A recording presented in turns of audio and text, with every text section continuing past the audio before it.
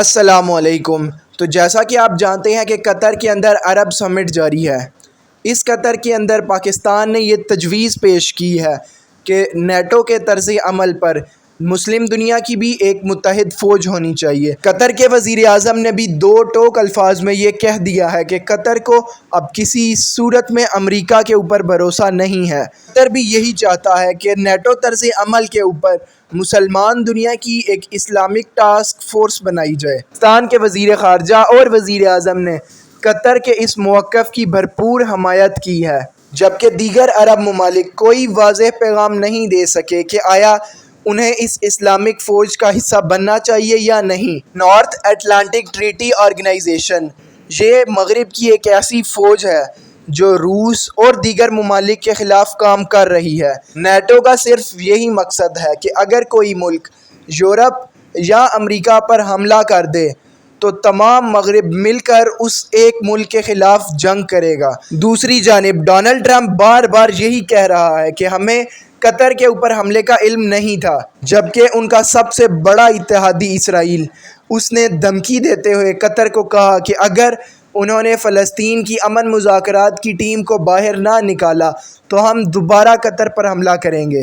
قطر اب یہی چاہتا ہے کہ کسی طرح اسرائیل کو سبق سکھایا جائے۔ تمام عرب ممالک مل کر ابھی اس پر ڈسکس کر رہے ہیں کہ خطے کے اندر امریکہ کی بیس کو رہنے دینا چاہیے یا مزید آگے امریکہ کی ہی پروٹیکشن میں رہنا چاہیے۔ رپورٹس کے مطابق اسرائیل کا اگلا متوقع حملہ ترکی کے اوپر ہے۔ ترکی اور قطر دونوں ممالک کے اندر فلسطین کی ٹیمیں موجود تھیں۔ قطر اسرائیل کے حملے کی زد میں آ گیا ہے۔ اسرائیل کا اگلا ہدف ترکی ہے۔ اس کے لیے ترکی کے صدر رجب طیب ایردوان نے بھی اس کانفرنس کے اندر بھرپور شرکت کی ہے۔ عرب ممالک کے پاس دنیا کی سب سے ریچسٹ اکانومیز اور آسائشیں ہیں، لیکن انہیں اپنی سیکیورٹی کے لیے دوسرے ممالک کے اوپر ریلائی کرنا پڑتا ہے۔ اگر صرف عرب ممالک ہی یہ فیصلہ کر لیں کہ وہ اپنی ایک متحدہ عرب فوج بنائیں گے، جس کا واضح مقصد یہی ہوگا کہ اگر کسی عرب ممالک کے اوپر کوئی بیرونی حملہ ہوتا ہے تو وہ تمام مل کر اس کا جواب دیں گے، لیکن اس میں ایک بڑی رکاوٹ یہ ہے کہ تمام عرب ممالک کو اپنے دفاع اور ہتھیاروں کے لیے امریکہ کے اوپر ریلائی کرنا پڑتا ہے۔ پچھلے 2 ماہ کے اندر قطر امریکہ کے اندر $1.4 ٹریلین کی انویسٹمنٹ کر چکا ہے۔ آپ اندازہ لگائیں کہ پاکستان کا کل قرضہ $150 بلین ہے اور دوسری جانب یہ امریکہ کے اندر انویسٹمنٹ $1400 بلین ہے۔